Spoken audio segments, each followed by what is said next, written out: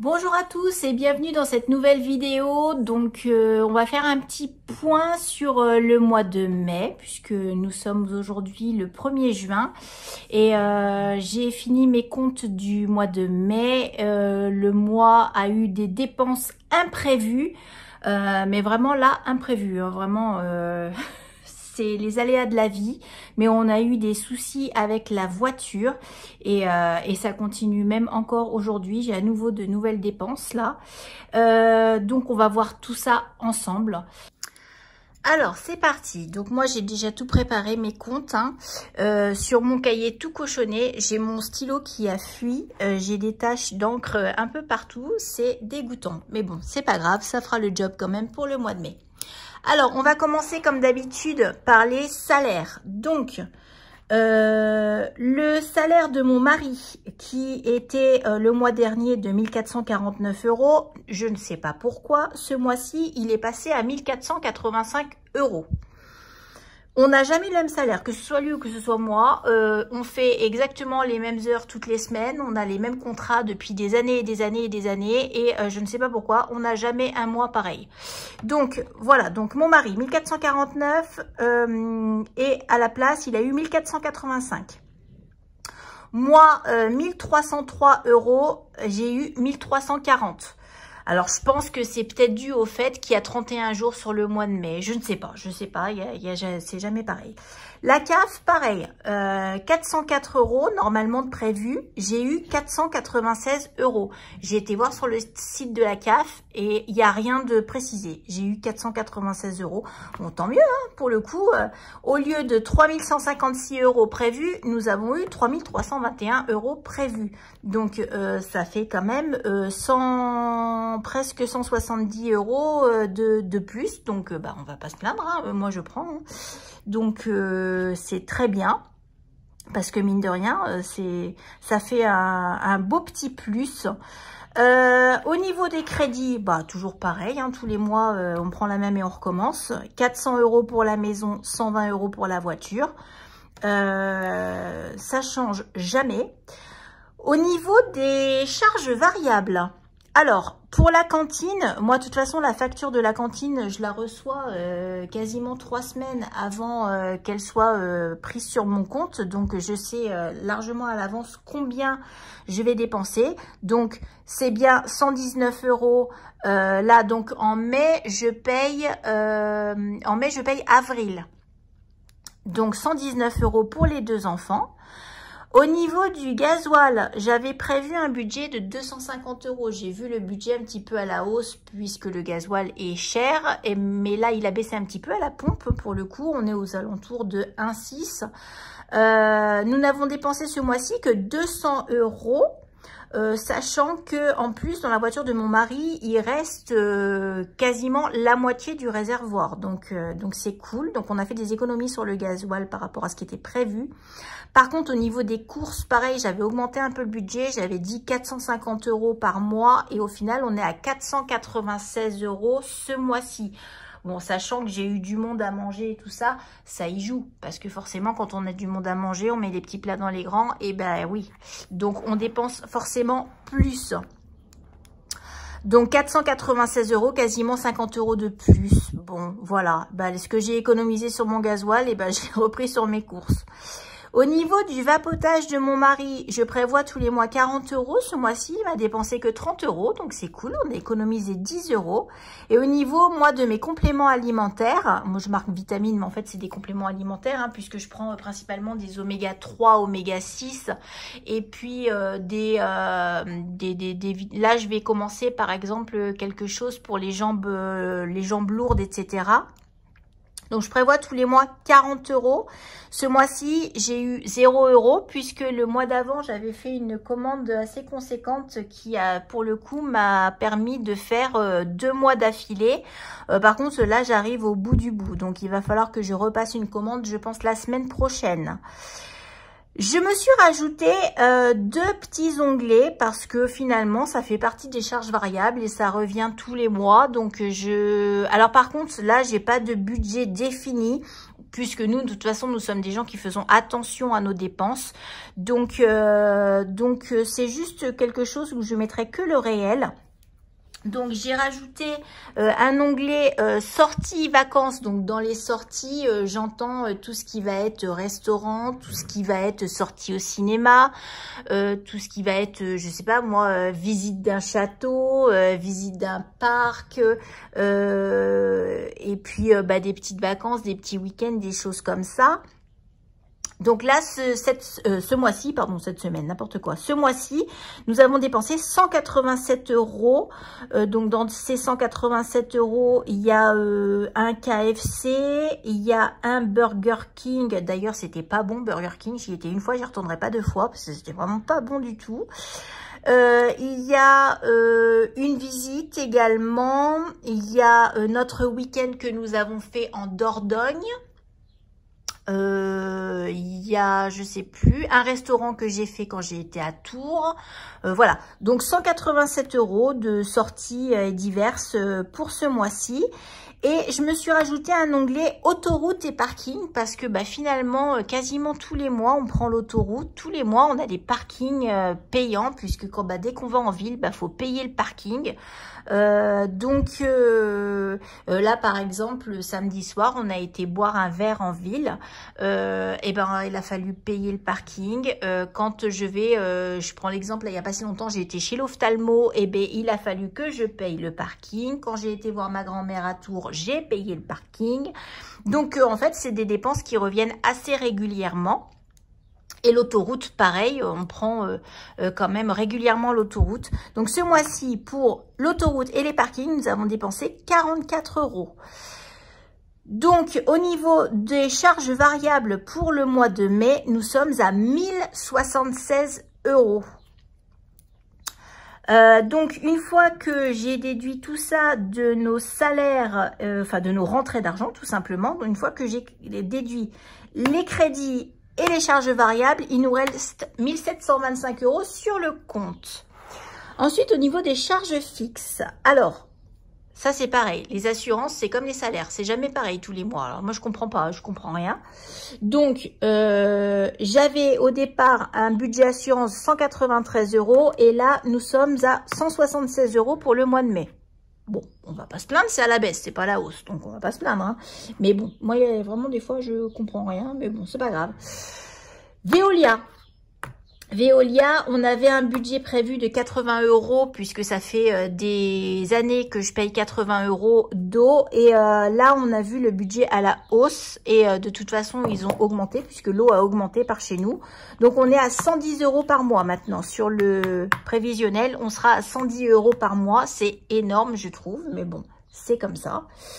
L'eau, de toute façon, on ne peut pas s'en passer. Hein, donc, voilà, on est obligé. Au niveau de l'EDF, pareil, on a revu le compteur à la hausse puisque, comme je vous l'avais dit, nous avons fait installer une pompe à chaleur et nous avons fermé le compteur de gaz enfin. Donc, nous économisons tous les mois le gaz qui était de 97 € par mois, si mes souvenirs sont bons. Et j'avais également 18 € d'entretien de la chaudière. Et bien, tout ça, c'est terminé.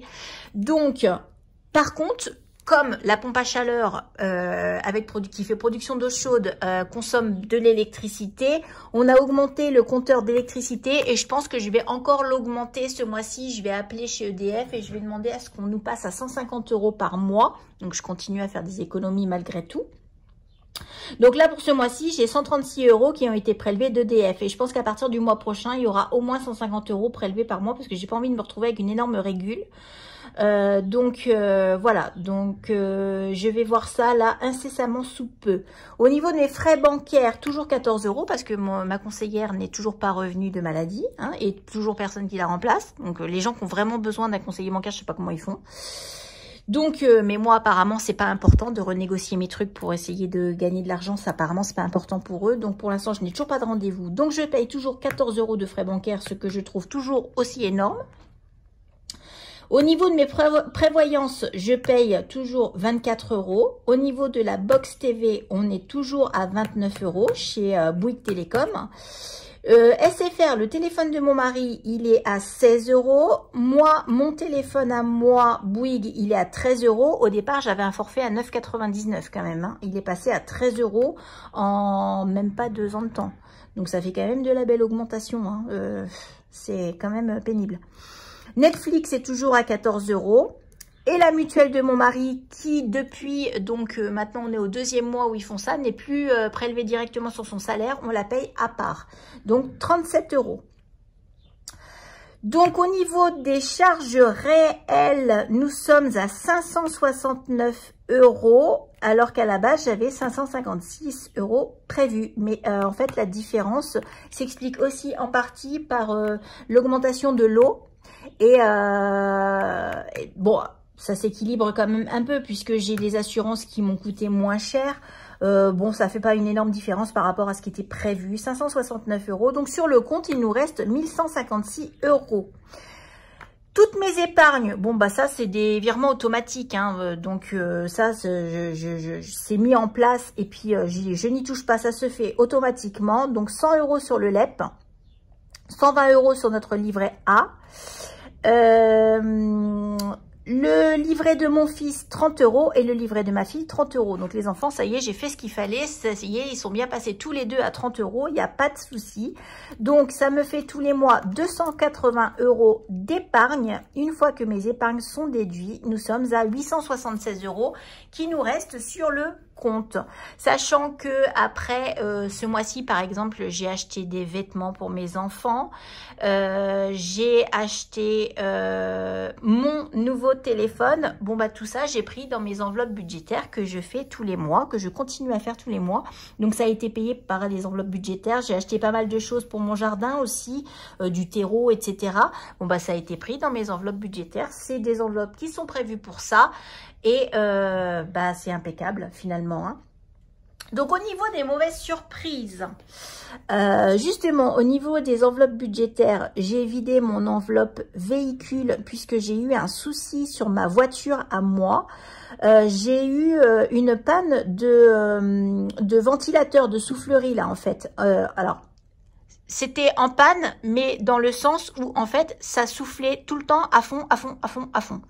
Là, ça se mettait, ça s'arrêtait jamais, en fait. J'avais beau appuyer sur le bouton pour couper la ventilation, ça restait tout le temps à fond, donc ça soufflait, soufflait, soufflait, soufflait.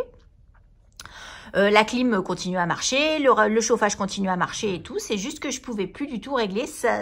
Et en fait, c'était une résistance qui était grillée, sauf que il y a 4 niveaux de ventilation et il y a une résistance à chaque niveau de ventilation. Donc, 4 résistances à changer. J'en ai eu pour la modique somme de 153 €. Donc, bah, j'ai pris dans mes enveloppes budgétaires pour payer, hein, mais voilà, c'était pas prévu. D'un autre côté, mes enveloppes, l'argent que je mets tous les mois pour les véhicules, l'entretien des véhicules et tout, bah, c'était pour ça finalement. Donc, bah voilà, ça fait un trou dans mon enveloppe, mais bah on n'aime pas sortir de l'argent pour ces choses-là, mais c'est comme ça. Et là, en fait, depuis hier, j'ai à nouveau un problème sur ma voiture, c'est-à-dire que j'ai mon pot d'échappement qui s'est défait d'un côté. Ça m'est arrivé hier en rentrant du travail. Donc, mon mari, ce matin, a été acheter le nécessaire pour pouvoir le refixer correctement ce week-end. Moi, j'ai une voiture qui a 250 000 km, hein, qui fonctionne très, très bien, hein, voilà. Mais bon, bah forcément, il y a des choses comme ça qui finissent par lâcher. Et là, ce matin, eh bien, la bonne surprise, les 2 nouvelles attaches pour refixer le pot d'échappement correctement, il y en a pour 94 €. Donc, ça passera sur le budget de juin. Et là, en plus, bah, du coup, ça me vide directement mon enveloppe véhicule que j'ai même pas encore commencé à remplir. Et ben là, elle est vidée direct. 94 € pour refixer mon pot d'échappement. Mais bon, c'est de l'usure, c'est comme ça. Hein, voilà. Déjà, au moins, j'ai la chance d'avoir un mari qui est super bricoleur et qui le fait lui-même. Donc, si j'avais dû le porter dans un garage, qu'il y aurait eu de la main-d'œuvre et tout, en plus, si ça se trouve, ça m'aurait coûté 150 ou 200 €. Donc, Je m'estime heureuse malgré tout. Tant que c'est pas des pannes moteurs et mécaniques, que c'est que comme ça des choses d'usure, des attaches qui lâchent ou voilà, des résistances qui lâchent, ça n'empêche pas la voiture de rouler. Il roule toujours aussi bien, mon vieux véhicule. Donc, quelque part dans mon malheur, j'estime que j'ai quand même de la chance. Et ensuite, la deuxième régularisation qu'il y a eu, c'est sur le gaz, puisqu'on a fermé le compteur de gaz. Je m'attendais à une régule, forcément, mais je m'attendais pas à autant que ça. En fait, quand on a fermé le compteur de gaz, je m'attendais à avoir une régularisation d'une centaine, 150 €, puisqu'on n'a pas chauffé beaucoup de l'hiver. On a chauffé à 18 degrés la maison, etc. Donc, on n'a pas dépensé comme des fous. J'ai eu une régularisation de 316 €. Et voilà, ça m'a mis en colère parce que on a chauffé moins que les autres hivers, puisqu'on a chauffé la maison à 18 degrés. Alors que les autres hivers, on chauffe à 19, 19,5. Là, on a chauffé moins parce qu'on savait que le gaz avait beaucoup augmenté. On a essayé de limiter les dégâts. Donc, on s'est dit, bon, on va se rajouter un gilet sur les épaules. On va chauffer un peu moins.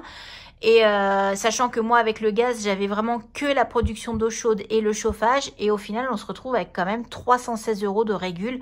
Alors, je sais bien que par rapport à ce que certaines personnes ont à payer en plus, ça c'est rien. Mais quand même, ça m'a mis en colère parce qu'on s'est privé de chauffer la maison vraiment comme on aurait, nous, aimé. Et au final, on se retrouve quand même à devoir lâcher 316 €. Donc ouais, j'étais un peu fâchée, mais bon, bah c'est comme ça. Hein, voilà, on n'a pas le choix, faut payer. Hein, donc au final, une fois que j'ai tout déduit, les 316 €, sachant qu'eux, il n'y a pas d'enveloppe pour eux, hein, donc il a fallu que je les sorte du compte bancaire. Et bien, je termine le mois à plus 560 €, donc c'est cool.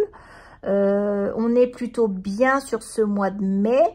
Bon, après, on n'a pas fait de folie. On n'a pas fait de folie. Hein. On n'est pas parti en week-end. Juste là, le week-end dernier, le week-end de l'Ascension, on est parti le week-end de l'Ascension, n'importe quoi. Le week-end de la Pentecôte, on est parti en week-end à Périgueux, mais on est parti dans la famille. Donc oui, on a dépensé du gasoil, mais au final, quand on est chez ma belle-mère, bah, on paye pas la nourriture, etc. Donc l'un dans l'autre, voilà, ça s'équilibre. Donc non, le mois de mai a été plutôt tranquille et on termine, voilà, à plus 560 €. C'est une bonne nouvelle. Donc maintenant, on attaque le mois de juin avec ma première dépense sur ma voiture, 94 €. Le mois de juin, 1er juin, ça commence bien. J'espère que ça va être la seule dépense imprévue du mois parce que sinon, ça va pas me faire rire longtemps. Et voilà, et on se fera un petit bilan dans un mois, savoir où est-ce qu'on en est. Allez, bye!